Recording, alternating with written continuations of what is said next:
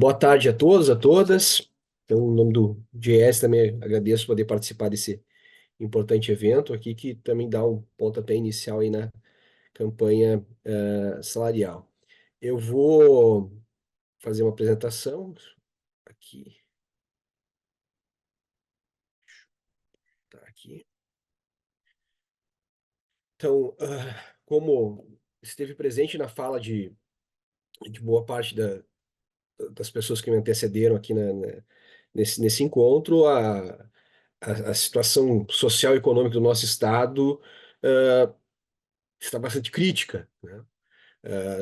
A tendência é uma quebra de em torno de 100 bilhões de reais dentro desse ano, pela realidade econômica vivenciada pelas empresas, pelo agronegócio também, gaúcho e no agro também entro aqui, em relação às pequenas e médias propriedades que foram arrasadas durante esse evento, durante esse evento climático, né? Especialmente em relação ao Banrisul, há uma consultoria do Bradesco que estima uma quebra de 35% no lucro líquido do banco nesse próximo trimestre, relacionado especificamente ao fenômeno climático. E junto, para piorar, vamos dizer assim, esse cenário de 2024, a gente teve um freio na queda da taxa Selic na última reunião do Copom. Essa queda, a trajetória de queda vinha de 0,5, passou a ser 0,25, o que significa que possivelmente a taxa deve fechar o ano de 2024 a 9,75%. Tendo origem da carteira de crédito do Banrisul, isso deve representar aí uma retração também só na taxa Selic em torno de 25 milhões de reais, bilhões de reais no resultado do banco em 2024. Então, o cenário também não foi não foi somente o fenômeno climático que também atingiu o Banrisul, essa alteração na ata do Copom também traz impacto diretamente no Banrisul. Os números da tragédia ainda estão sendo calculados, tá? A Faculdade de Economia aqui da URGS projeta esse valor que eu passei para você, em torno de 100 bilhões de reais. O governo federal já, como o Cleberson apontou na fala dele aqui também, já injetou mais de 60 bilhões de reais na nossa economia, seja direcionando crédito para pequenas, grandes e médias empresas e MEIs também, como também o auxílio reconstrução, que garante aí 5.100 reais para cada família atingida pelo fenômeno. O Banrisul, a princípio, está sendo responsável pelo programa SOS Rio Grande do Sul, que é um programa do governo do estado, especificamente, que garante R$ 2.000 para famílias que não estejam recebendo esse auxílio do governo federal de 5.100 reais.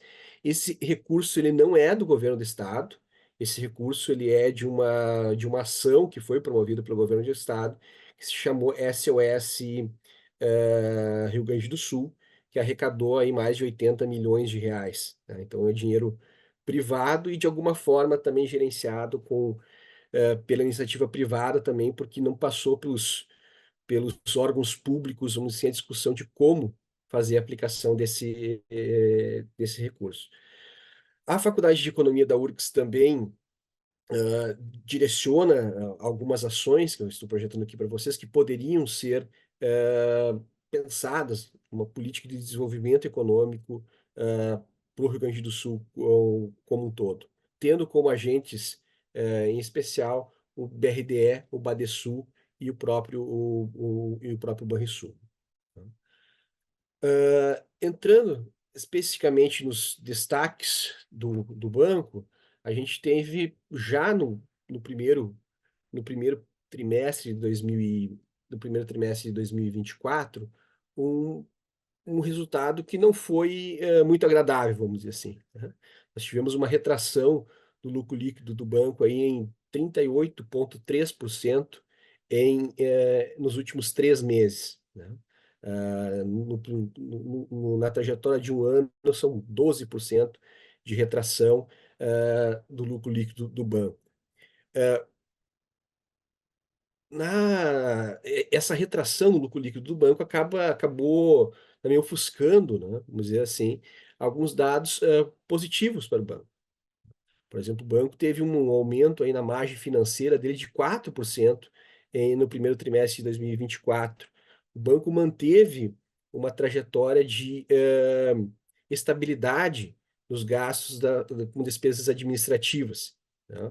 A presidência, durante a apresentação, salientou, né, o que acabou impactando esses 5,4% no aumento das despesas administrativas durante os 12 meses foi realmente a reposição da inflação da CCT lá dos bancários em 1º de setembro de 2023, mas esse cenário muda aí nos últimos 3 meses, tendo uma retração desse custo em 1,4%, né? A captação de total de recursos também se ampliou nos últimos 3 meses, 1,5%, em 12 meses, 12,1%. Uh, essa retração no lucro líquido do banco, o principal ativo relacionado a isso é realmente o aumento das despesas de provisionamento de créditos duvidosos, né? Essa alteração na política do Banrisul foi motivada principalmente pela deterioração novamente da inadimplência do banco. Para as pessoas jurídicas, por exemplo, saiu lá em dezembro de 2023 de 2,6% para 3,7%, ou seja, teve um aumento muito significativo na inadimplência do PJ, né? Mas também essa trajetória também se consolida na pessoa física, que evoluiu aí de 1,8% para 2% em março de 24. Isso tem impacto direto na rentabilidade do banco, que saiu lá de 12,7% em dezembro de 2023 para 7,7% em março de 2024. Aqui está o grande culpado do resultado do banco, como mencionava anteriormente para vocês, que é um aumento das despesas de provisão de perdas de crédito de 87,7% nos últimos 3 meses.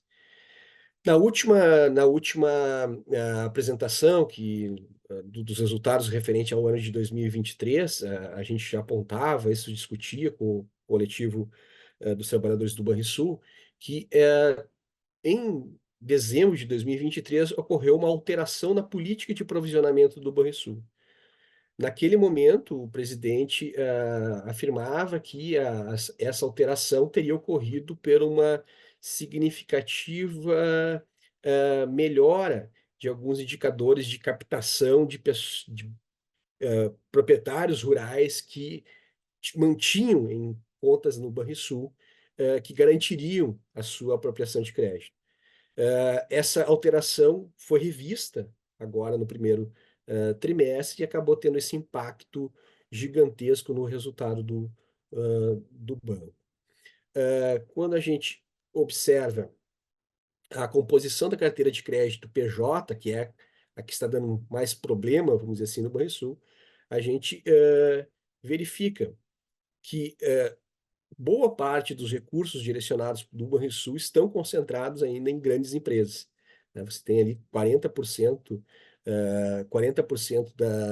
do direcionamento de recursos do Banrisul está direcionado a grandes empresas. Isso de uma maneira global, né? Nós vimos que especialmente no último trimestre, um direcionamento principalmente para médias e pequenas empresas, mas ainda esse cenário ainda é consolidado nessas grandes empresas que acabaram trazendo um resultado negativo para o banco, por a necessidade de aumento no provisionamento. De novo, aqui apontando a trajetória das despesas de pessoal, abrindo esse dado, a gente tem uma retração de menos 2% no primeiro trimestre de 2024, comparado com o quarto trimestre de 2023. Possivelmente esse impacto, essa redução também esteja relacionado com a incorporação de novos trabalhadores que devem estar recebendo, tendo salários menores quando comparados com aqueles que aderiram ao PDV, ao último PDV, e acabar tendo um impacto direto no custo de despesas com pessoal. Mesmo dentro de todos esses aspectos negativos que eu salientei aqui com vocês, existe um ponto positivo, né? Muito importante, que é a saúde financeira do banco, né? O índice Basileia do Banrisul aumentou, né? Aumentou aí de dezembro de 2023, que estava em 16,76%, para 17,63%, né? Mas aí vem a pergunta, mas não reduziu o lucro líquido do banco? Reduziu, mas o lucro líquido do banco não reduziu por um aumento astrondoso da inadimplência do banco, e sim por uma visão, vamos dizer assim, como o mercado gosta de denominar, de conservadora do banco, de segurar, de provisionar muito mais recursos do que poderia ser necessário dentro do enquadramento do Banco Central de AA até a letra H de provisionamento. O banco não mexeu, foi cobrado muito pelo mercado em relação à permanência do Guidance 2024, mas a resposta da administração foi de que, neste momento, o banco não entendia que teriam grandes perdas na sua lucratividade ao fenômeno climático, e que esperaria esses últimos dias aí do segundo trimestre para fazer uma reavaliação do guidance, que poderia ser apresentado lá em agosto desse ano. Ainda encaminhando já para o fim, me faltam restam 3 minutos aqui, eu chamo a atenção de que para a distribuição de lucros do banco, né? Esse é um dado que eu venho acompanhando desde o ano passado também.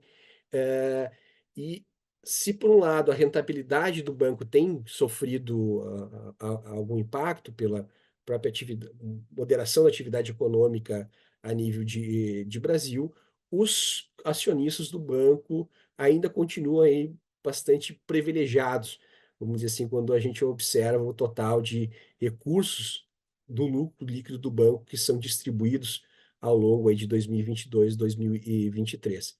A título de conhecimento, o banco ele é obrigado a pagar em payout 25% do lucro líquido para os acionistas. E ele tem praticado aí uma faixa de quase 50%. Em 2022, 44,29%, e em 2023, aí 49,92% aos acionistas. E aí, encaminhado já para o final, realmente, como eu tinha prometido ao coletivo lá em fevereiro de 2024, ao acompanhamento aqui das provisões trabalhistas do banco, né? Então, nós vimos um acréscimo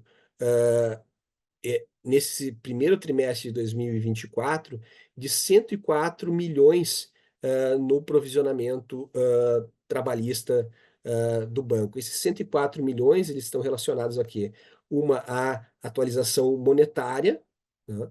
Mas também a novas constituições de ações trabalhistas ao longo desse primeiro trimestre de 2024. E aí eu encerro a minha apresentação dentro do cronograma e fico aberto para questionamentos, algum dado que vocês entendam que precisamos esmiuçar mais. Então, vou fazer a apresentação do professor Valério. O Valério Pilar é professor titular do Departamento de Ecologia, Instituto de Biociências da Universidade Federal do Rio Grande do Sul.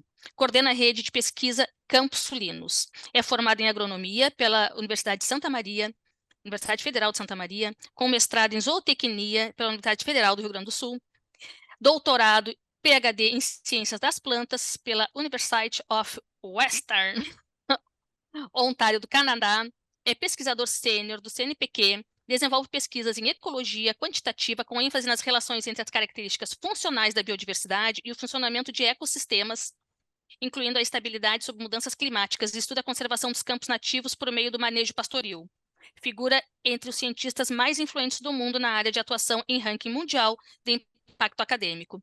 Então, nós estamos recebendo aqui uma celebridade, né, pessoal, na área ambiental. Então, eu peço a todos que se mantenham nesse momento aí da apresentação que o Valério vai nos fazer, porque é muito importante, né, como eu falei no início, nós entendermos melhor a situação ambiental.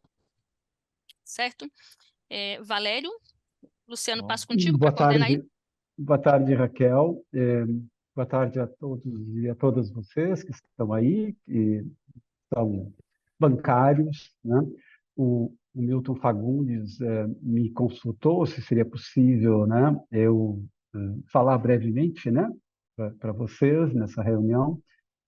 Para mim é um prazer, eu não estou acostumado a me dirigir a um público assim tão amplo, né, no sentido, né, mais acadêmico. Estou acostumado, né, a falar com estudantes, né, sou professor da URGS, né, mas eu vou fazer o melhor possível, né, para me comunicar com vocês sobre esse problema, né, que todos estamos enfrentando, alguns mais do que outros, mas é uma situação catastrófica, né, no Rio Grande do Sul.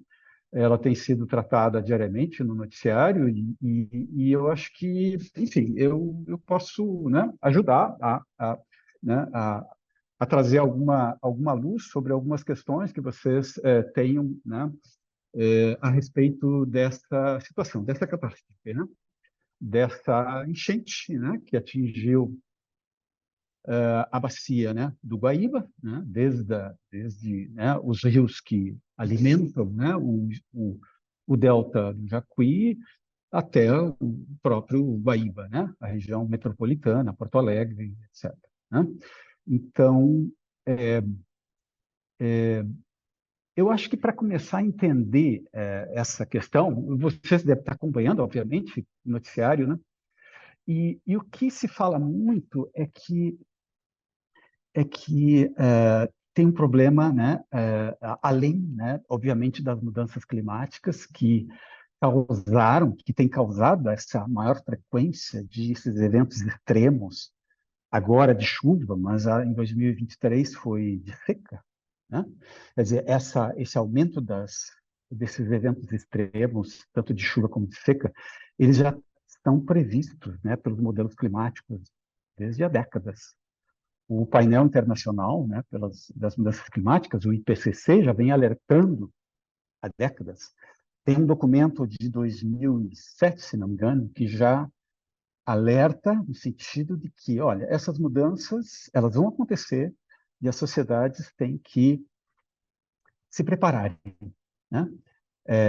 Tomando medidas de adaptação. Quer dizer, além de todo aquele esforço, né, que é um esforço global, né, de reduzir as emissões de gases de efeito estufa para que o clima não mude tanto como já está previsto que vai mudar, no sentido de, então, de reduzir as emissões de gás carbônico e outros gases de efeito estufa que são equivalentes do seu efeito, né, de causar todo esse aquecimento global e essa mudança climática.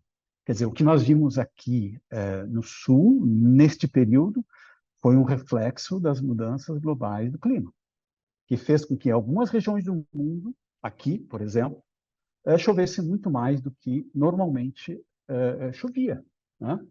Quer dizer, as pessoas, quando chovia, provavelmente ficavam tranquilas. As plantinhas estão sendo, né, irrigadas, não vai faltar água, né, vai dar para ficar em casa escutando o barulhinho da chuva. Eu acredito que hoje uma chuva já causa uma tensão muito maior, porque as pessoas ficam pensando, puxa, será que vai ser uma daquelas que já veio, né, o ano passado? Já nós tivemos duas enchentes no ano passado, né, no Guaíba, né, na bacia do Guaíba. Estou falando da bacia hidrográfica do Guaíba, né, que atingiu o Jacuí e o Taquari, né, toda essa catástrofe aí que vocês têm acompanhado, né? Então, eu estava falando das mudanças climáticas globais que aumentaram essa frequência de eventos extremos de chuva agora e tem aumentado de seca também. Agora, quais são essas medidas de adaptação que a gente chama? São medidas no sentido de reduzir os danos.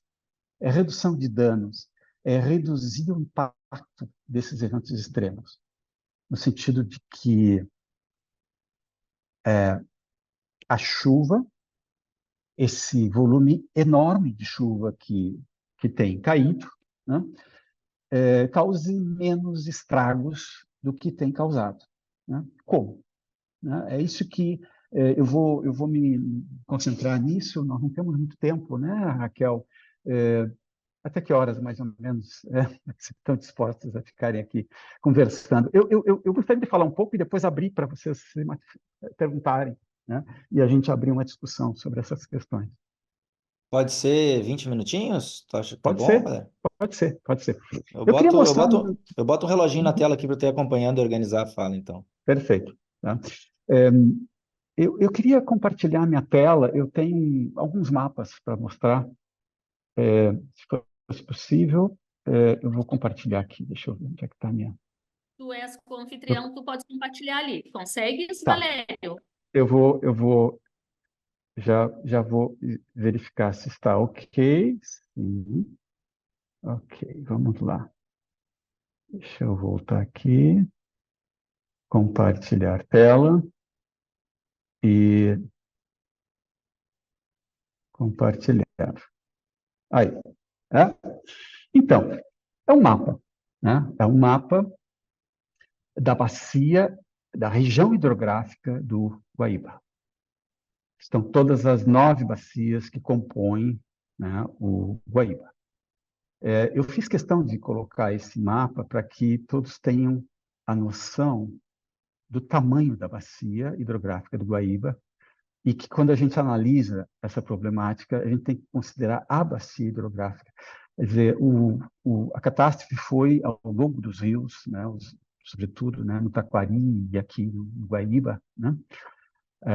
Mas a água, né, que chegou a estas regiões aí da bacia, ela foi de chuva em toda essa região aí, né? Nós temos desde aqui a região, né, do Alto Jacuí. Algumas cidades estão indicadas aqui: Cruz Alta, Passo Fundo, São Gabriel, né, a bacia do Vacacaí, né? Cruz Alta, Passo Fundo, a bacia do Alto Jacuí. Nós temos aqui o Baixo Jacuí, a parte, né, aqui, né, dessa região aqui, inclusive de Caçapava, as águas de Caçapava dão, né, no Jacuí. Nós temos a parte lá do Alto Taquari, né, a bacia do Taquari Antas, né, essa região de Lagoa Vermelha, né? Então, esse é um mapa que mostra, então, as bacias hidrográficas, toda a região urbana aqui, né, em torno do Guaíba, né, essas manchas em vermelho, então, são áreas urbanas. As manchas em verde escuro são áreas de florestas nativas. As áreas em amarelo, né, um amarelo, cor ocre, né, um amarelo esverdeado, são áreas de campo. Então, por exemplo, essa região aqui são de campos de altitude, lá de São Francisco de Paula, Cambará do Sul. O rosa, a cor rosa, são áreas de lavouras. E esse cor rosa são áreas de lavoura de soja. Tem a legenda aqui, não sei se vocês conseguem ler daí, né? Essa cor rosa é soja. Então, essa é a cobertura e uso da terra na bacia do Guaíba no ano de 2022. Né? Por que eu quero mostrar esse mapa? Para mostrar que as transformações que aconteceram nessa bacia nos últimos... Eu vou passar agora um outro mapa, que é a mesma bacia, só que em 1985. Então, prestem atenção na parte alta aqui do Taquari, né?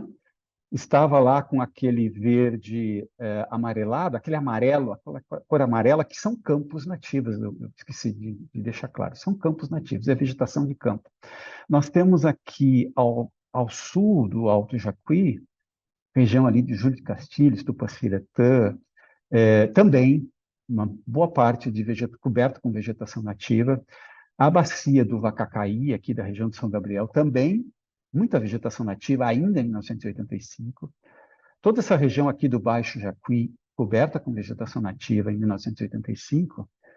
E aí, deixa eu só fazer uma coisa aqui que vai ficar melhor.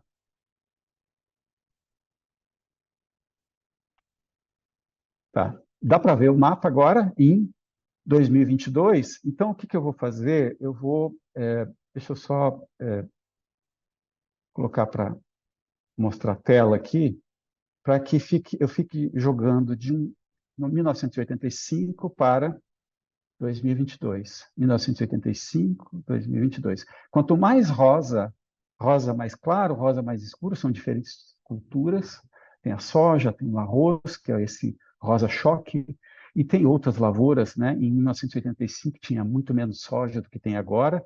O Alto Jacuí, por exemplo, agora é só soja, antes tinha outros tipos de culturas. O arroz ao longo das várzeas. Então, 2022, 1985, observem que aumenta a cobertura de áreas agrícolas. Qual é a implicação disso para o escorrimento de água e a erosão do solo? Né? Então, é isso que eu queria chamar a atenção.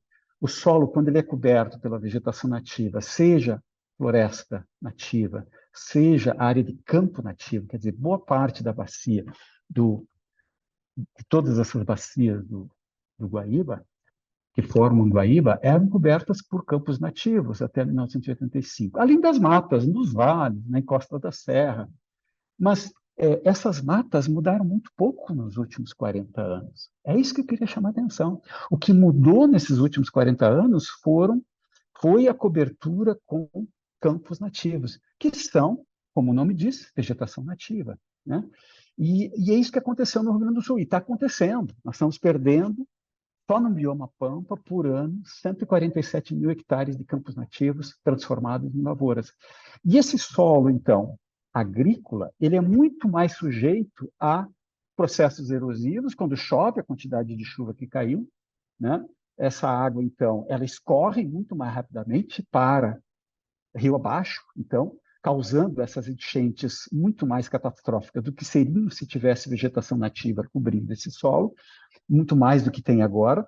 Então, a perda só na bacia do Guaíba, a perda desde 1985 até 2022, a vegetação florestal houve uma perda muito menor do que a perda de campos, que é essa linha marrom aqui, formação campestre. São os campos nativos que foram perdidos. Né? Na bacia do Guaíba, foram perdidos, nesse período aí de quase 40 anos, foram perdidos 1.400.000 hectares de vegetação nativa. Destes 1.400.000, 1.100.000 foram de campos nativos. Né? Então, a perda de vegetação nativa tem que ser considerada na escala de bacia. Às vezes a gente imagina que as matas ao longo dos rios são importantíssimas, as matas ao longo dos rios, sim, para conter essas cheias, mas não só isso. Né? Tem que ser considerar toda a bacia para que a água não chegue tão rapidamente, né? Rio abaixo, né? Que ela infiltre mais no solo e que ela infiltre mais no solo quando tem cobertura de vegetação nativa. É isso. Né? Então, o que aconteceu nesse período? Né? Eu vou desligar aqui, descompartilhar minha tela. Deixa eu ver aqui. Onde é que está? Ok.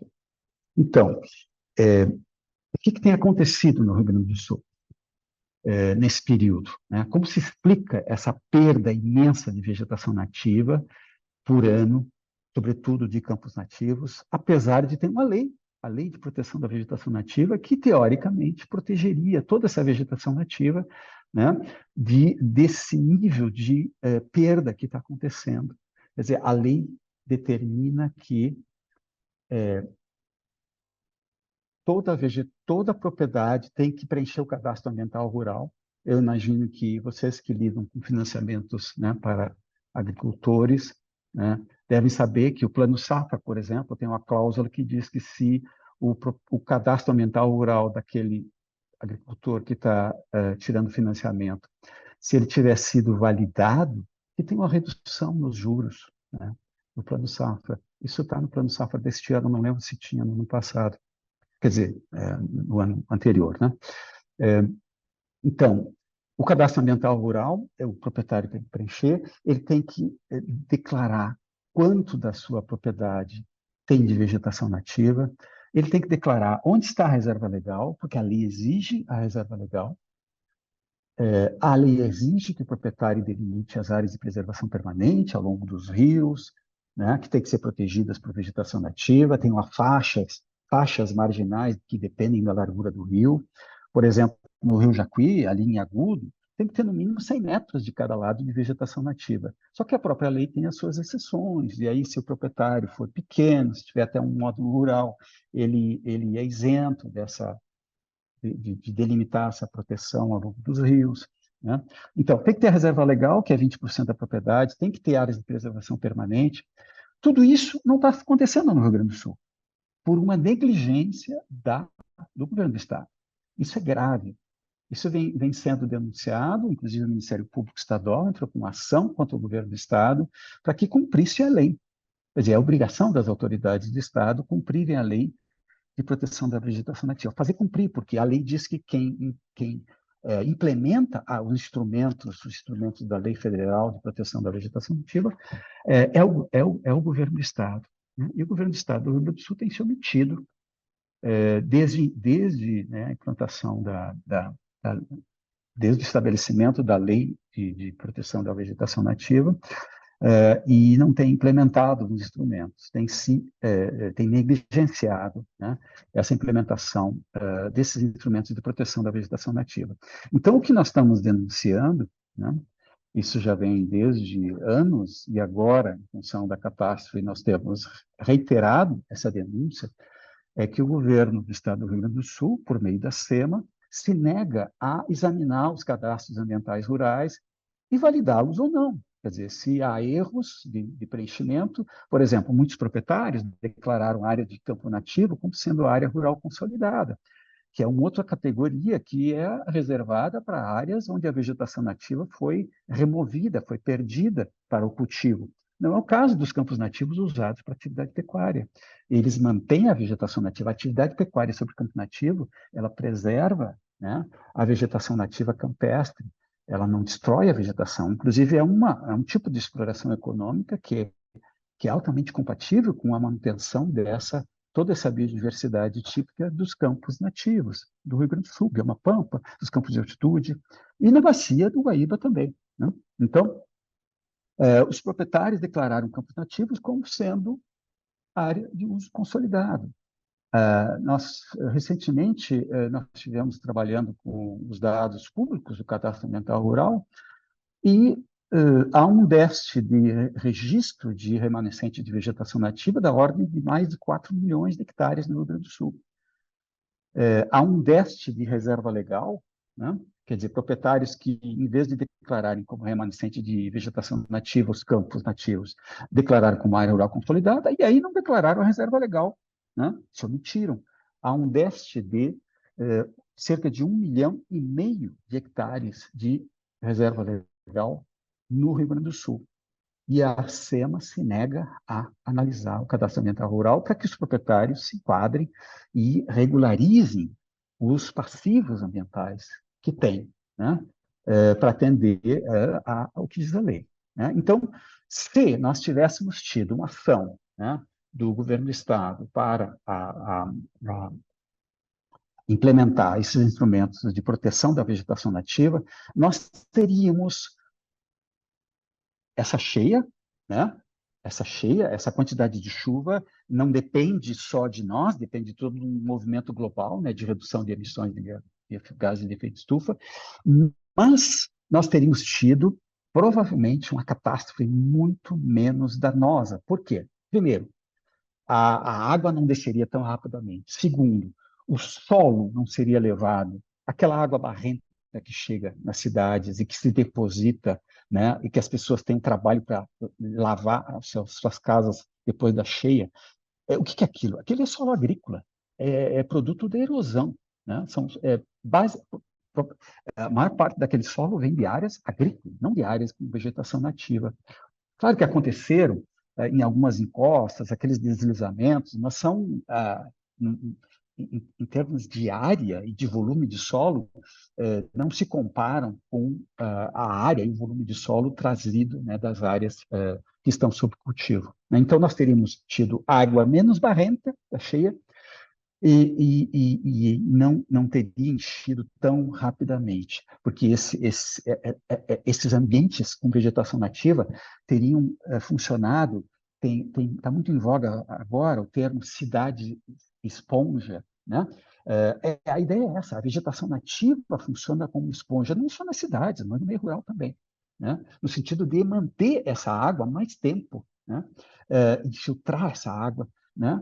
Para que depois ela alimente as fontes, né? Caso venha uma seca, pode ser que tenhamos uma seca no próximo ano. E toda essa água que escorreu, ela poderia ter sido infiltrada mais no solo se tivesse uma cobertura de vegetação nativa, né? Então, era isso que eu queria introduzir e fico à disposição para que vocês, enfim, questionem a respeito. Muito obrigada, Valério. O Loivo já se inscreveu, eu também tenho perguntas aí, também vou me inscrever. E nós abrimos agora, pessoal, então, se vocês querem, né, fazer questionamentos aí, né, e, enfim, fiquem à vontade, que eu acho que é um tema que são várias as dúvidas que nos surgem, né? Acho que o Loivo já colocou, o Valério já colocou um pouco aqui a questão da responsabilidade governamental, mas acho que são muitas as dúvidas ainda. Loivo, contigo.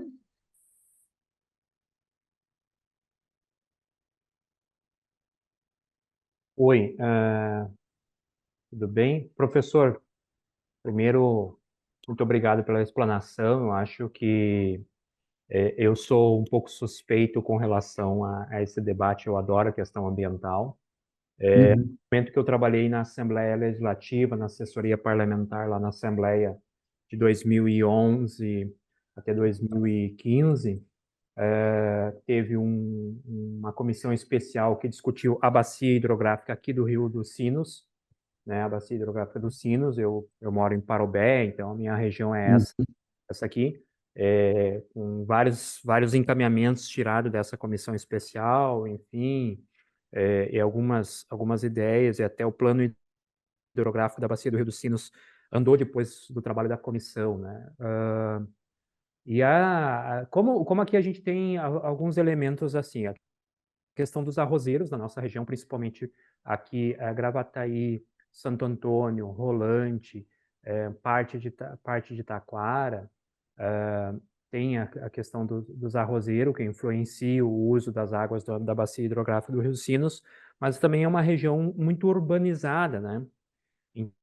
Então, a gente vê nas partes que não é tão urbanizada a devastação da proteção, né, da vegetação. A gente vê também aqui na questão da urbanização, numa lógica, né, de urbanizar por urbanizar, sem levar em consideração o espaço onde que o rio ocupou, nem que seja 100 anos atrás, enfim, né? A especulação imobiliária acaba direcionando, às vezes, as pessoas com menos poder aquisitivo para um lugar que vai acabar pegando cheia, e agora ainda mais influenciado pelas mudanças climáticas, né, produzidas por nós, seres humanos, né? Essa enchente, teremos outras, né, com tamanha proporção a essa, ou talvez até pior. Eu não sou alarmista, mas o que tudo indica vai acontecer isso, né? Mas com relação à questão da proteção desses segmentos, eu acho que a gente acabou na legislação ambiental permitindo muito, e ao que acontece nos municípios, permitindo muito que os municípios gerenciem as ações de proteção à questão ambiental. E eu acho que a legislação ela tinha que fazer uma mudança para garantir que não tivesse essa influência tão perto ali do prefeito, do vereador, né? E que fosse se tivesse alguma influência, porque a gente sabe o lobby que tem, né? a nível mais assim distante deles, mas com uma fiscalização mais forte do poder público. E trazendo para a questão nossa, nós bancários, né, a gente tem que discutir essa questão da sustentabilidade dos projetos de financiamento com esse viés de recuperar a questão ambiental. Nem é o projeto certo, mas é fazer a recuperação. Vamos financiar, mas aqui tu tinha 20 metros, vamos começar a deixar 25 metros, 30 metros da barranca do rio, enfim. Acho que isso se demanda para a gente tentar reverter isso, não para mim, eu já estou com 50, mas para o meu filho que está com 10 anos, né? E para o filho dele, que ele vai ter, espero, daqui a um tempo, né? Senão a gente não vai ter seres humanos, né? Talvez os animais vão agradecer, né? Mas não vai ter ser humano daqui a 100 anos, se a gente continuar nessa linha, né? Enfim, seria essas minhas observações. Obrigado por enquanto. Viu, Raquel? Obrigado, Loivo. Estamos aqui com, depois do Loivo, a Silvia, a Raquel, a Denise, a Ana e a Ana. Tem Ana em dose dupla no final da rodada de inscrições aqui. Aí eu proponho que na fala da Silvia, se mais alguém quiser se inscrever, se inscreva e a gente encerra no final da fala da Silvia e devolve para o professor Valério. Silvia? Então, tá. Então, boa tarde, professor. A minha pergunta vai, assim, como uma pessoa extremamente leiga nesse assunto, né? Já que nosso lado aqui é todo do sistema financeiro, mas pelo que a gente está vendo, assim, a gente escuta as notícias e a grande parte das notícias é que esse tipo de calamidade ele vai voltar a acontecer de uma forma mais rápida do que a última que a gente teve, né? Nessa proporção, que são esses 82 anos. E a minha pergunta é, a gente vendo esse deslize todo que teve, então, de terras, né, que deixam, inclusive, as terras improdutivas, né, já vamos ter todo esse problema de financeiro e econômico do nosso estado, porque para recuperar isso vai ser muito difícil, né, e a pergunta é a seguinte, o que podemos fazer em relação a isso, já que a recuperação dessas terras vai ser difícil de ser feita, e as previsões feitas são de que isso vai acontecer novamente. Aonde que a gente pode melhorar nesse sentido, não no sistema, no sistema financeiro, como o colega perguntou, mas sim o que os órgãos públicos vão poder fazer para prevenir isso de não acontecer, ou de que, se acontecer, não seja de uma forma tão grave como foi. Eu posso responder já, porque senão tem muitas questões aí que... eu acho que sim, a questão... respondendo, né, a última pergunta, né, primeiro, nós temos instrumentos legais que não precisa discuti-los, eles estão valendo. Aplica-se a lei, quer dizer, a lei de proteção da vegetação nativa, ela tem que ser aplicada. Ou seja, não há o que discutir, né? Não há o que negociar, né? Se a lei for aplicada, nós já vamos ganhar muito, né? Nós já vamos proteger o que nós temos de vegetação nativa, ou seja, os próximos eventos já não serão, os danos já não serão piores do que agora, porque, né, nós não teremos perdido tanta vegetação nativa se a lei for aplicada. Em termos de... E isso vale para a proteção nas beiras de rio, proteção das encostas, proteção da vegetação nativa em geral, as reservas legais, as autorizações de supressão, e isso eu queria chamar a atenção, né, de quando se financia, né, a agricultura, que o proprietário que vai converter vegetação nativa, ele tem que pedir a autorização legal para transformar campo nativo em soja, por exemplo. Ele pode dizer, não precisa desmatar porque não tem mata, mas é vegetação nativa. Ele vai destruir aquela vegetação nativa, ele precisa pedir autorização. Raramente isso é feito no Rio Grande do Sul. E me parece que há instrumentos, quer dizer, há um instrumento legal que tem que ser cumprido, mas o governo se omite.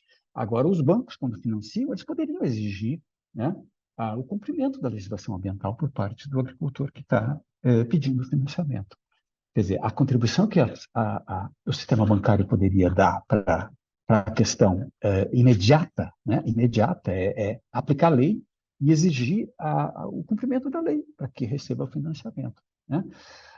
Essa discussão sobre ocupação de zonas sujeitas à inundação, né? Zonas urbanas e zonas rurais, isso vai ter que ser feita, vai ter que relocalizar as zonas urbanas que estão muito sujeitas a essas enchentes, né, que vão acontecer, isso não há dúvida, vão acontecer, já aconteceram 3 vezes em menos de um ano. Quer dizer, nós temos que nos preparar para que a próxima que vier, as pessoas já não sofram tanto, né? Já estejam mais preparadas, já não morem em lugares tão arriscados, né? E eu acho que é isso, né? O que tem que ser feito é uma tomada de consciência, né, da sociedade sobre a importância, né, de proteger né, os ecossistemas naturais.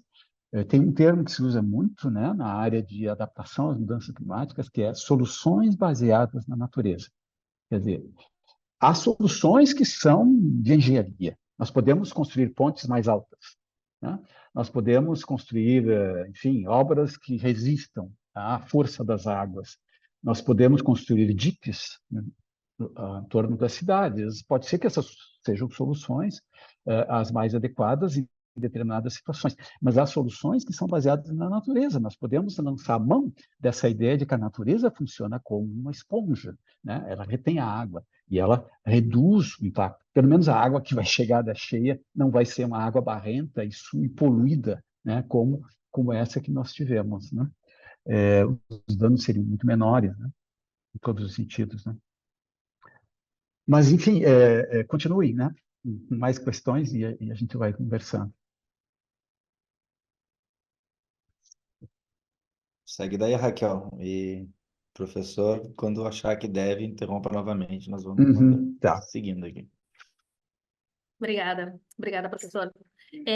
Eu gostaria de falar um pouco, perguntar, né, sobre também, eu sou de uma região, que é Pelotas, que é... Só um momentinho. Amara?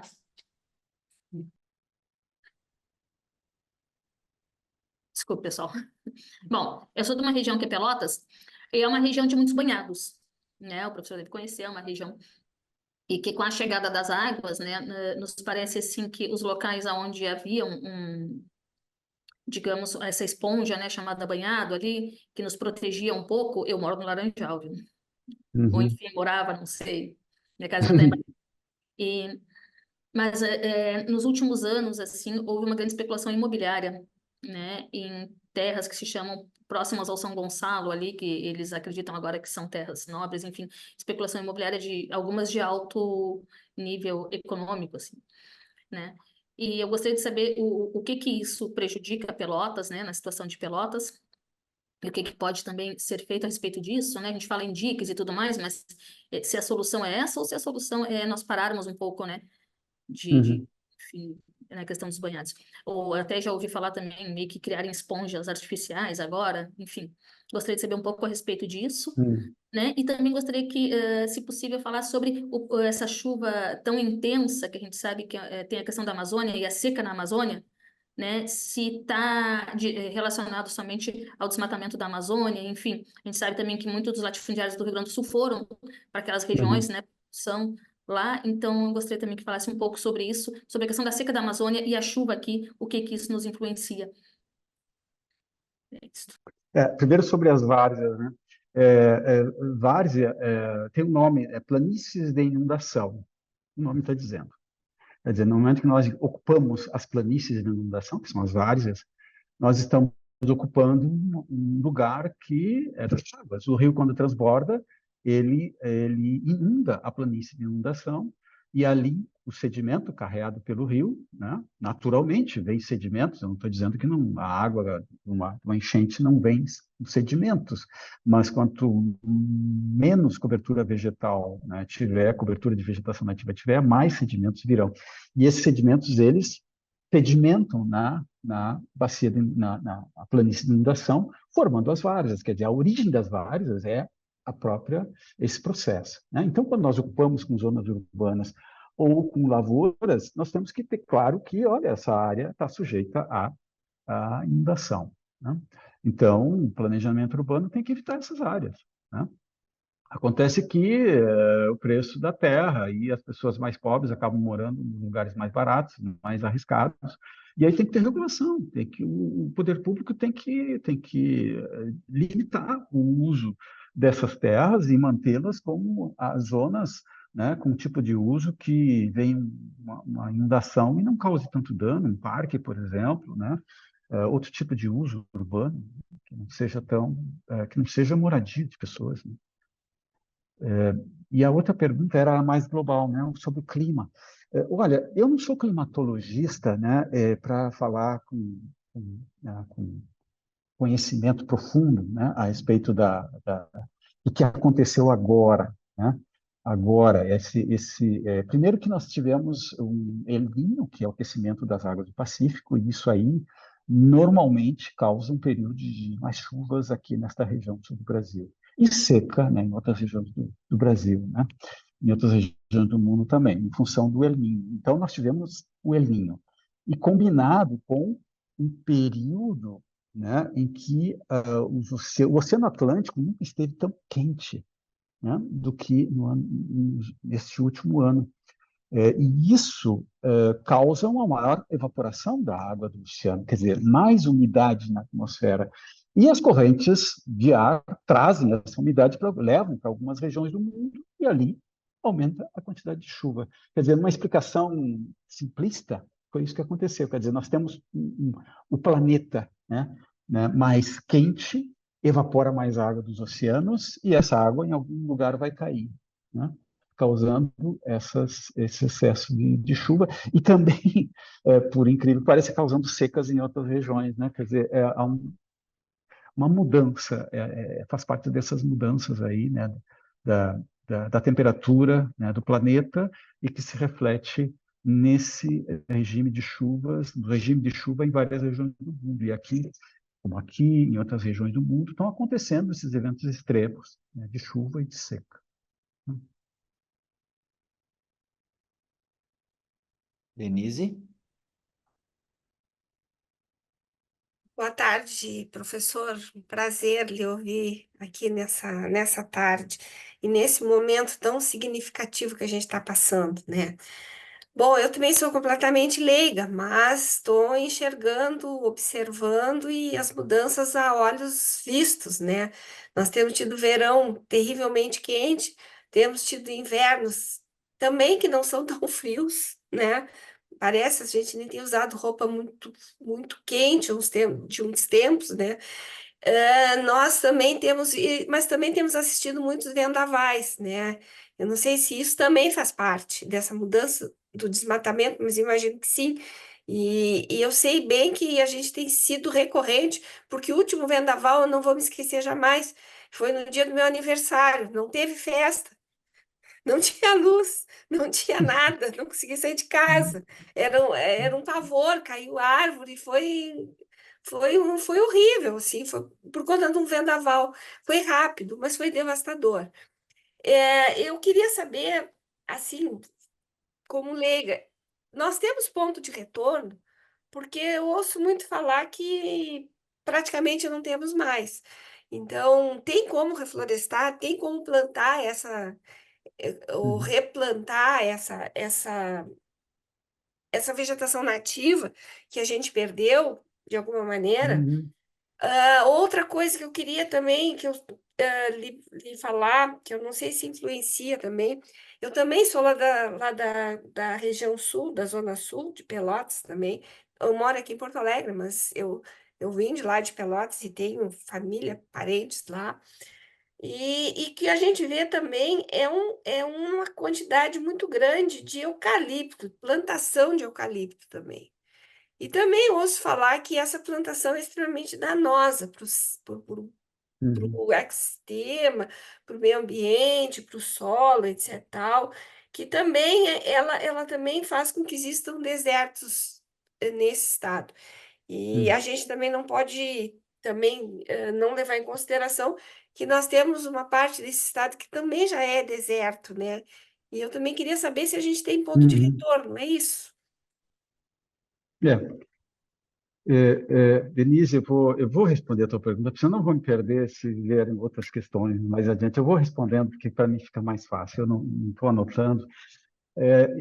Eu acho o seguinte, é complicado porque quando a gente diz, ó, tem que proteger a vegetação nativa para diminuir, né, o impacto das mudanças climáticas, eu estou falando em uma escala local, regional, quer dizer, considerando que a mudança climática é inevitável, que nós teremos mais eventos extremos de chuva e de seca, que a vegetação nativa vai diminuir esses impactos locais, regionais.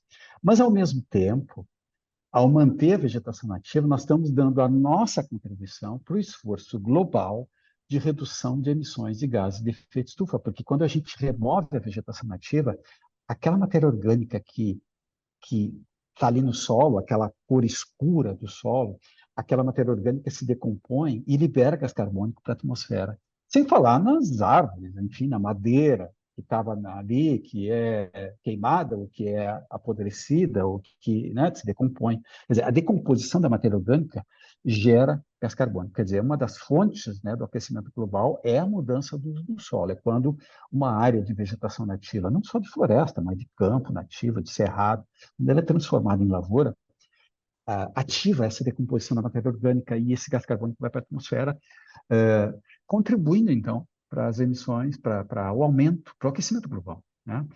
Para esse processo global. Então, é complicado porque a gente pensa assim, tá, se a gente proteger essa área de campo nativo aqui, nós vamos diminuir as chuvas? Não. Não, o esforço é global, tem que ser um esforço combinado de todos os países, né? Todos os países estão fazendo e prometendo que vão proteger mais a vegetação nativa. O Brasil fez isso, vários outros países têm feito isso, né? Então, a nossa contribuição por esforço global. Nós protegendo a vegetação nativa, a gente vai contribuir para esse esforço global. Agora, considerando que os eventos extremos são inevitáveis, que a mudança, respondendo à pergunta aí, quer dizer, a mudança é inevitável. O máximo que a gente pode fazer agora é que seja menos pior.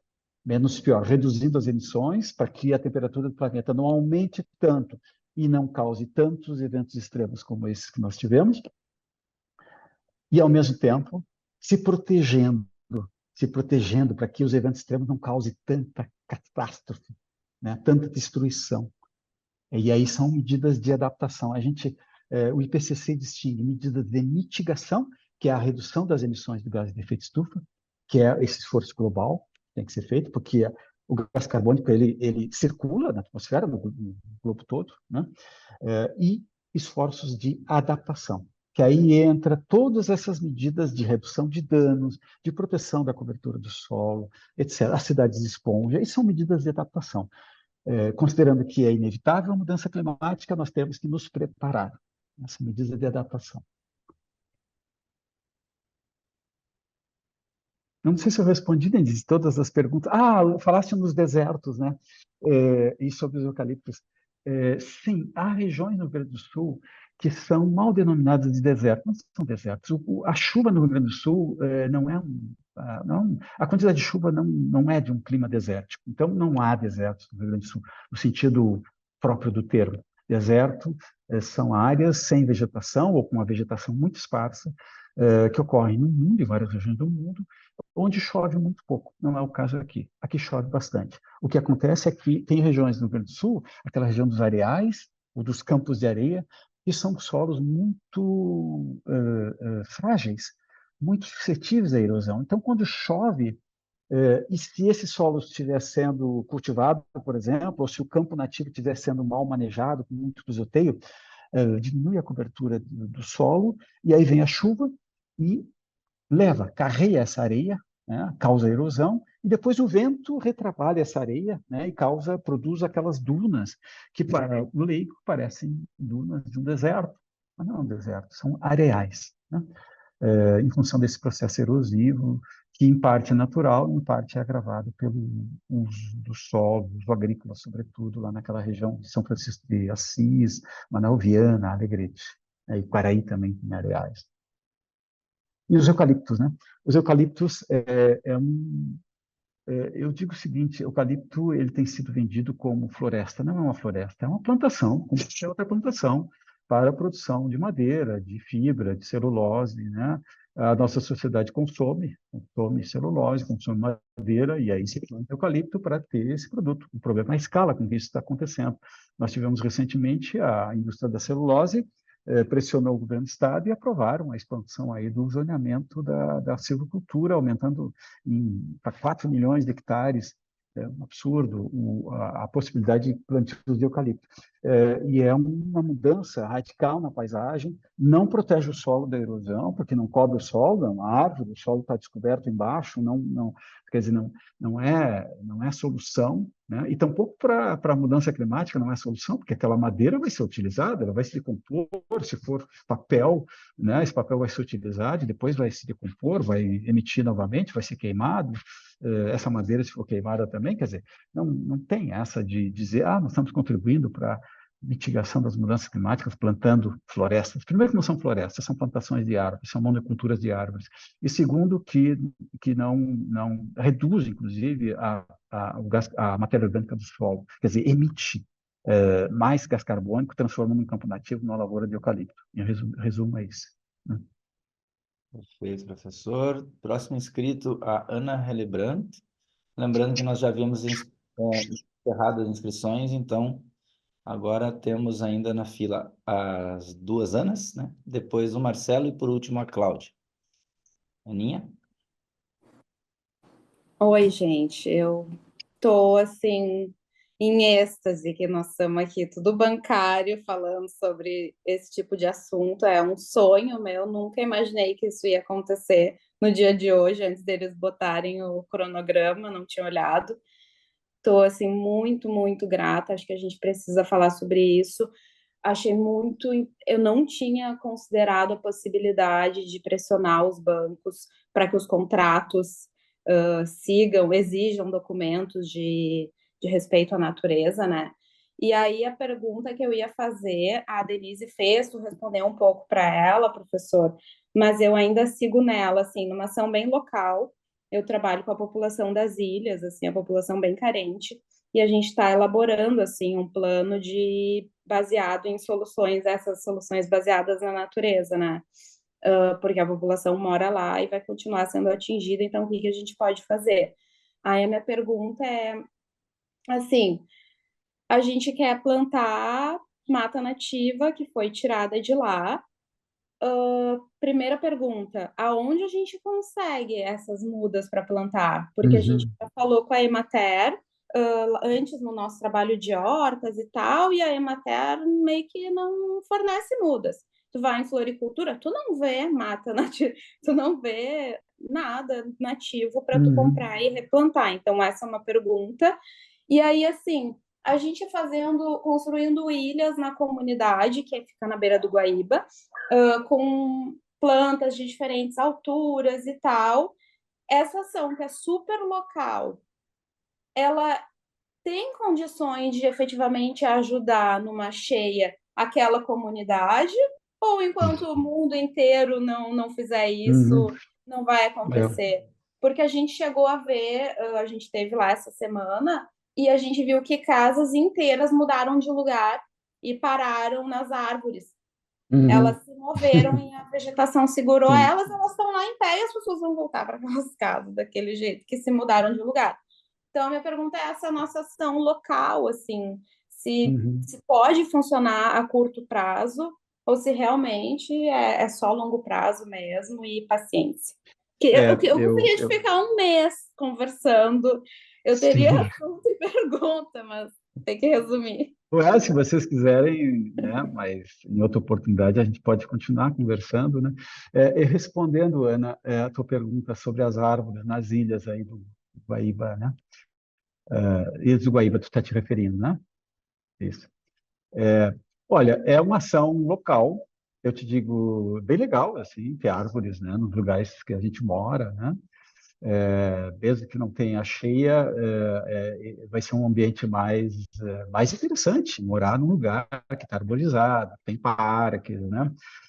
poderia livrar as áreas que são mais vulneráveis à correnteza mais forte, né? As árvores segurariam as casas que não seriam levadas pelo rio, as pessoas que tentarem sair das suas casas e serem levadas pela correnteza vão ter onde se segurar. Vamos pensar nessas coisas bem pragmáticas, assim, né? É horrível pensar nisso, mas até a questão do barro, a água barrenta. Se não tivesse tanta lavoura nessa bacia do Guaíba, nós não teríamos uma água tão barrenta, né? Mas é uma ação extremamente local, né? Não resolveria o problema da encheia. Se vier uma cheia, vai dar igual, né? No sentido, a contribuição para as mudanças globais é uma gotinha no oceano, né? Quer dizer, é importante todos fazerem isso. Eu acho que ajuda a conscientizar as pessoas, mas não dá para criar a ilusão de que aquilo vai resolver o problema ali, local, das ilhas, que estão em locais extremamente vulneráveis à inundação, ainda mais agora que se espera que as inundações serão mais repetidas, né?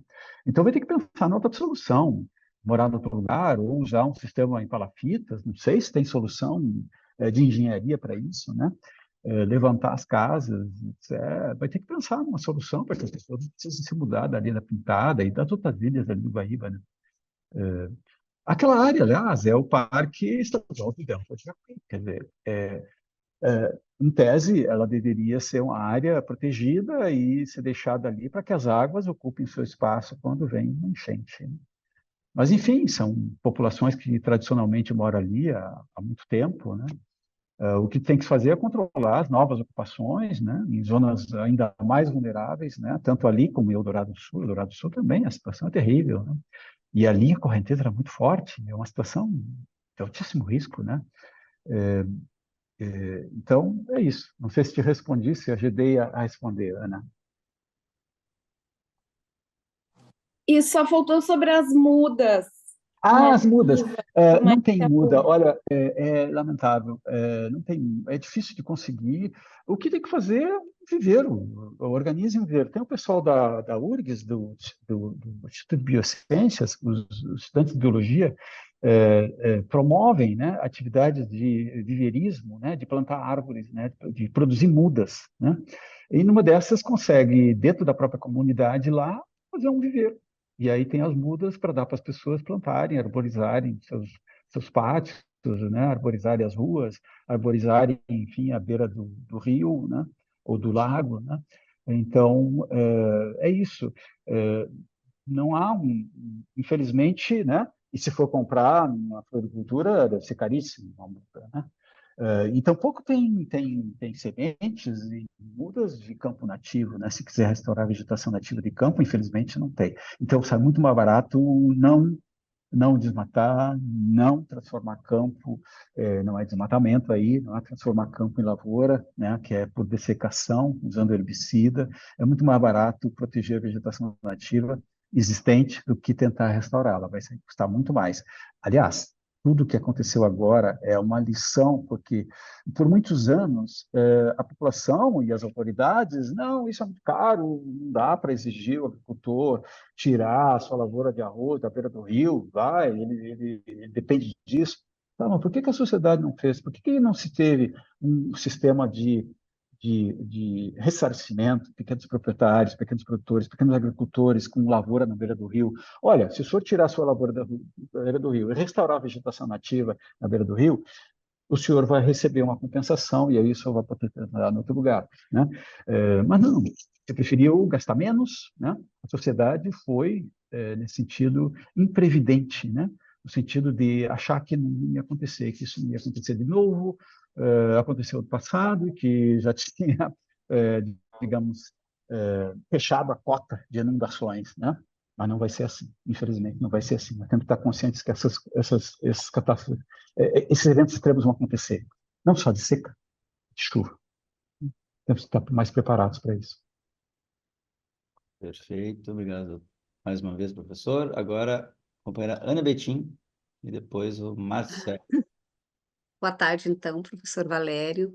Agradecer a FETRAF, a Raquel e os demais, né, que estão nos proporcionando esse momento aí Na verdade, a gente até está relaxando um pouco, né, pessoal? Porque a nossa pauta desde manhã hoje foi muito sobre a calamidade, né? E porque, né, nós fomos atingidos, né? Quem não foi atingido diretamente, indiretamente, porque vivemos numa sociedade e temos que discutir a questão da economia, principalmente agora que vem, né, um debate aí com o sistema financeiro, né? Então, a gente está desde manhã e que não tem outra coisa que não pautar essa parte, e essa parte, essa pauta para nós estar discutindo aí na nossa campanha salarial de CID agora, que é em agosto, setembro. Então, que bom, muito obrigada. Eu lembro, sou novinha ainda, mas esse era tema de sala de aula lá de São Francisco de Assis, professor. O senhor falou na minha terra. Nós íamos lá, né, do lado daquele Sim. cemitério, plantar cinamomo com os professores, né? Na Uhum. época era cinamomo. Depois eu não sei se plantaram eucalipto, alguma coisa, Tinha que sabe? plantar campo, né? Tinha que plantar campo É, naqueles areais. é. E aí a gente sabe que é problema de legislação, de cuidados, né, que é muito político, como o Loivo colocou. Nós somos de uma região aqui, Vale Paranhana, que nós temos as 4 cidades que foram mais atingidas, passam um rio no centro, como Igrejinha, Três Coroas, Rolante, então, cada vez que chove é Uhum. uma inundação. Só que, principalmente Três Coroas e Igrejinha, nos coloca que a de 1941 foi menor, e foi devassa. Pois eles tiveram uma outra 1982, né?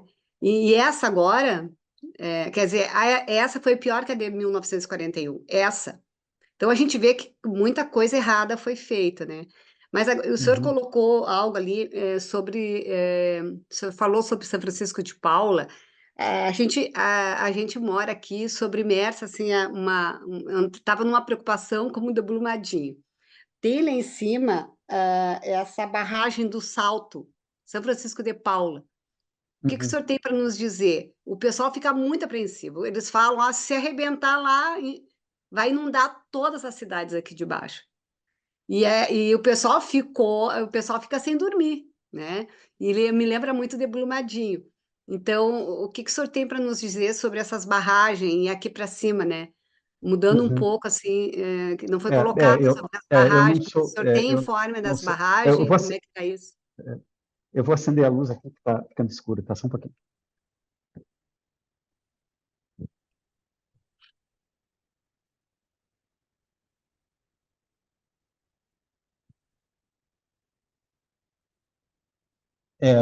Eu não sou a pessoa mais indicada para falar sobre barragens, né?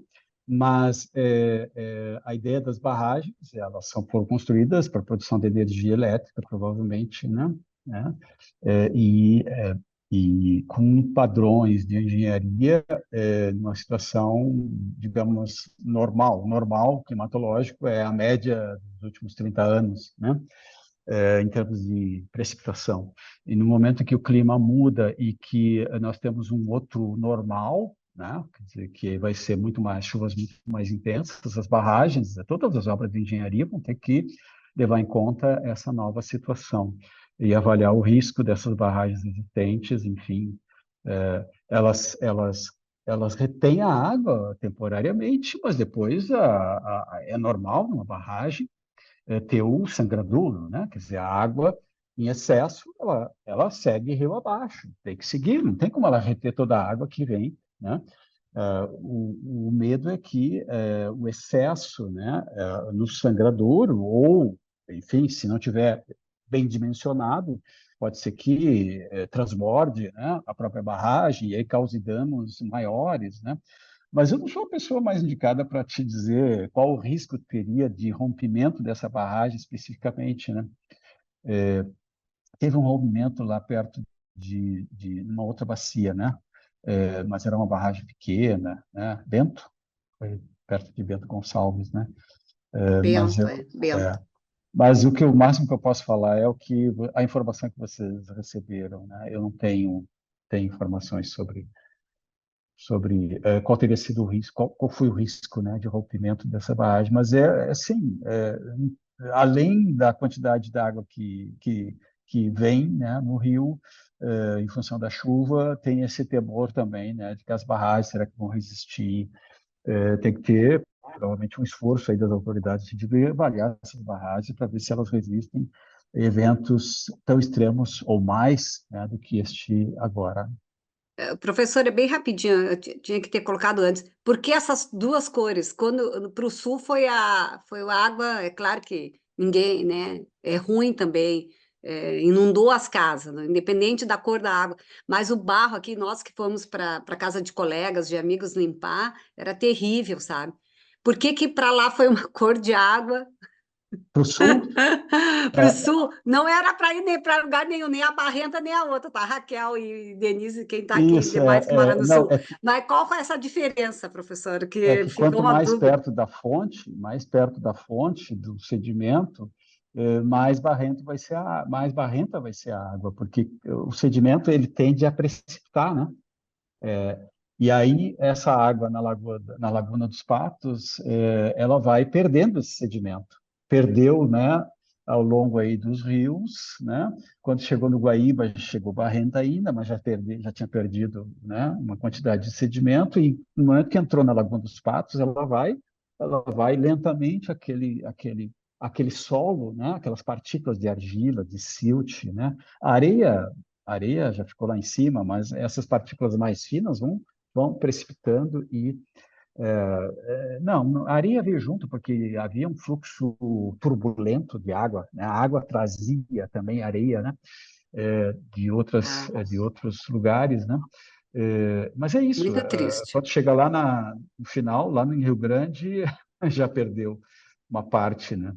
Então eu imagino que lá em Pelotas a água não é tão barrenta como está Aqui sendo, para né, cima. aqui. É, Tá certo, Que é obrigadão. ruim de qualquer jeito, né, professor? Mas sim. o barro é pior ainda. É. Sim. Bueno, seguindo aqui então, Marcelo e depois a Cláudia para fechar. Marcelo, por favor. Boa noite, professor. Boa Obrigado noite. pela sua aula que o senhor está dando para nós, tá? O senhor disse que uma das formas de prevenção seria cumprir a legislação, mas o governo alterou 480 artigos do Código Ambiental. Não seria importante rever essas alterações, porque ele informa que foi para flexibilizar, mas certamente foi para favorecer o agronegócio, né? Então, o senhor não acha que tem que... O senhor disse que... E ele disse que não é momento de apontar culpados, mas uma hora vai chegar esse momento, né? O senhor acha que tem que rever essas alterações que foram feitas até para prevenção? Muito Sem obrigado. dúvida. Um abraço. Sem dúvida, tem que revisar essas mudanças que aconteceram em 2019 e entre 2019 e 2020, o novo, né, o Código Ambiental do Rio Grande do Sul. O código vigente, então, era de 2002, não lembro. E aí, este governo, o governo Leite, buscou flexibilizar. Na verdade, fragilizou a proteção ambiental, em todos os sentidos, né? Inclusive, tem áreas que é possível o autolicenciamento, quer dizer, o Estado virou mão do seu papel de proteger e aí entregou na mão, né, dos empreendedores, entre aspas, né, fazerem o autolicenciamento para alguns empreendimentos e, ao mesmo tempo, fragilizou a capacidade de fiscalizar, porque quando... o que se imagina? Ok, você tem o direito de declarar lá que vai facilitar o empreendimento e que está atendendo toda a legislação. O que acontece se ele não estiver falando a verdade? Se ele não cumprir o que ele disse que ia cumprir? O Estado é capaz de fiscalizar e punir aqueles que descumpriram aquela flexibilização, né, da regra, no sentido de facilitar os empreendedores, a economia. O argumento sempre é esse, né? Mas, ao mesmo tempo, o Estado se fragilizou na sua capacidade de fiscalizar e de fazer cumprir a lei. O Estado tem se negado a cumprir a Lei de Proteção da Vegetação Nativa, que foi uma das fragilidades que foram introduzidas pelo Código Estadual do Meio Ambiente.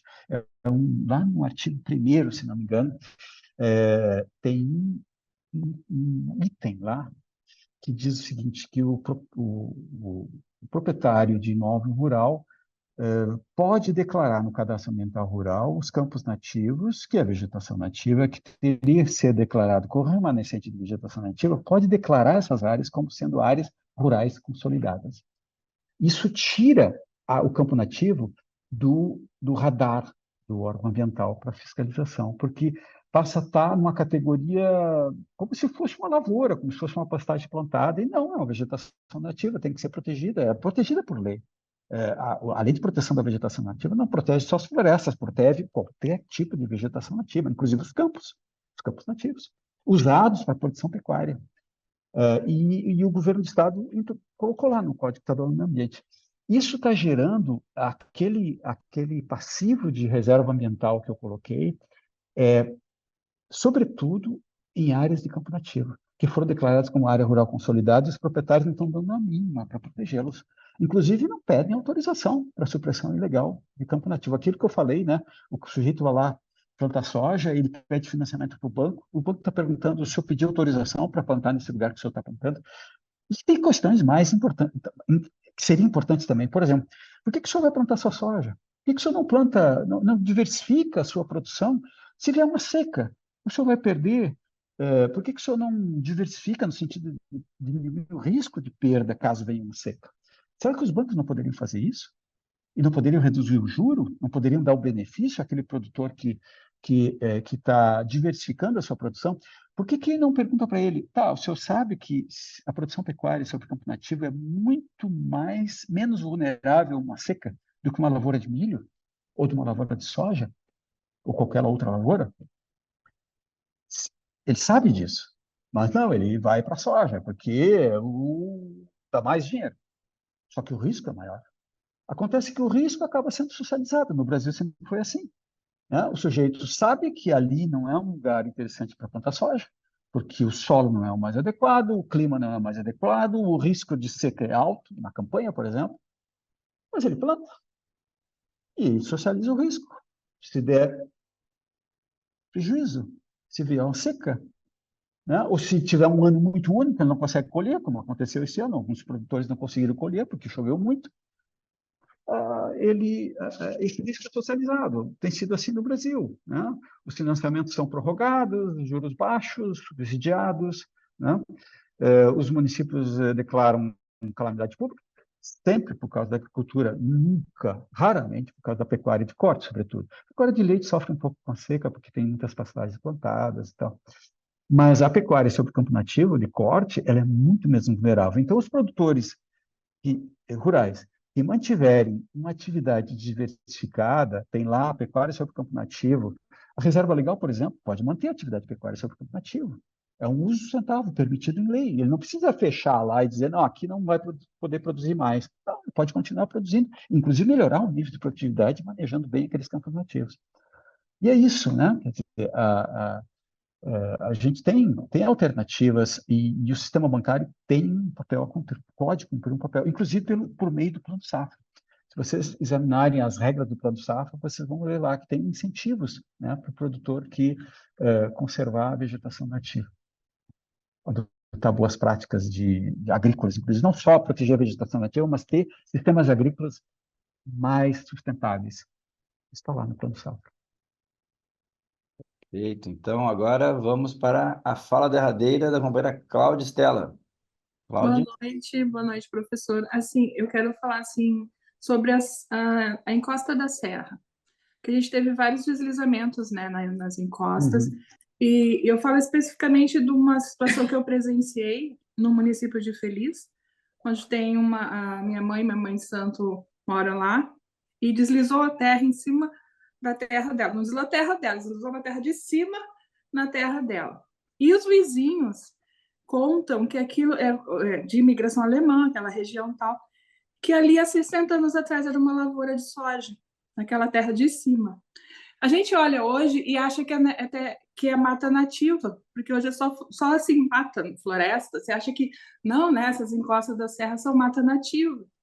Mas a gente esquece que são 200 anos de imigração e quando eles chegaram, eles desmataram tudo, né? Para plantar. Qual o impacto disso hoje? A gente está colhendo isso desses campos, dessas matas que a gente acha que são matas nativas, mas na verdade não são. Muitas são árvores exóticas, né? Tem muito eucalipto plantado nessas encostas também. Sim. O que o senhor pode falar sobre isso? Olha, eu diria o seguinte, com a intensidade das chuvas e a duração delas, né, essas encostas muito íngremes são vulneráveis a deslizamentos, mesmo com a cobertura de vegetação nativa. Isso que tu estás dizendo, que aquilo ali é uma mata que antes ela foi lavoura, e isso é boa parte das encostas declivosas da serra, foram lavouras no período colonial, depois da colonização, no final do século XIX, até a mecanização agrícola dos anos 60, 70, essas áreas ainda eram cultivadas, né, com tração animal, com trabalho manual, com enxada, e essas áreas foram sendo abandonadas em função do êxodo rural, falta de pessoas para trabalhar essas áreas, e pela necessidade, enfim, de facilitar o trabalho, a mecanização, e essas áreas não são mecanizáveis, não são mais cultiváveis, em função que não é possível lidar com um trator, uma máquina agrícola, numa atividade tão forte como essa que nós temos nas encostas. Mas isso que você está dizendo, né, que a mata ali não é a mesma coisa que uma mata nativa, madura, com árvores, né, árvores já centenárias, não, é uma mata mais recente, digamos, ela não tem o mesmo papel de proteção do solo que tem uma mata nativa que nunca foi desmatada, né, que nunca foi cortada, nunca foi cultivada ali, né. É uma região também que tem muitas rochas misturadas no solo, e essas rochas, em função do solo ali, do excesso de chuva, elas rolam, e ao rolar elas destroem tudo que encontram pela frente, né? Então, parte é um processo natural em função do excesso de chuva, são encostas muito íngremes, né, que nunca deveriam ter sido ocupadas, né, mas historicamente foram, porque eram as únicas terras no final do século XIX que não tinham dono ainda, eram terras devolutas, e o governo, né, imperial à época e o governo do Estado, aí, no início do século, a República também, início do século XX, no Rio Grande do Sul, estabeleceu essas colônias aí nas encostas, porque eram as terras que estavam disponíveis, porque as outras terras já tinham dono, né, em função da colonização aí mais antiga, né, que eram áreas ocupadas com campos nativos, né, porque, enfim, foi a atividade econômica predominante até então, que era a pecuária, né, e depois a agricultura foi nessas regiões mais declivosas aí da serra, da encosta da serra. Não sei se respondi, Ana. Não, desculpa, Cláudia, né, que fez essa pergunta, né? Sim, perfeito. Obrigada. Então, professor Valério, né, eu acho que todo mundo aqui ficou muito feliz, né, da gente poder debater. É triste o momento, mas nós também nos serve como um momento para podermos, né, abrir esse debate que já é muito atrasado aqui, né? Mas eu acho que nunca é tarde assim para a gente pelo menos abrir a consciência e percebermos, né, também essa questão da soja, né, no Rio Grande do Sul.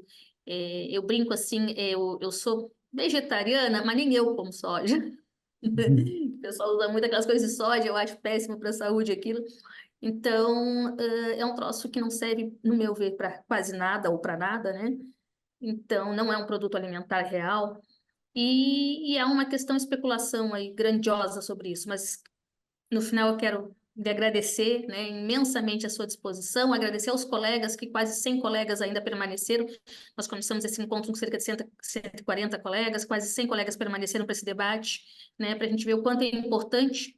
E também colocar aqui, né, vários pontos aqui, nós falamos sobre outros aprofundamentos, né, sobre o tema, e nós trazermos para esse debate mais adiante um seminário, né, onde a federação vai estar aí chamando os colegas para nos aprofundarmos mais nesse tema, discutirmos melhor e também discutirmos, como o professor Valério colocou aqui, o papel dos bancos, né, nesse processo todo.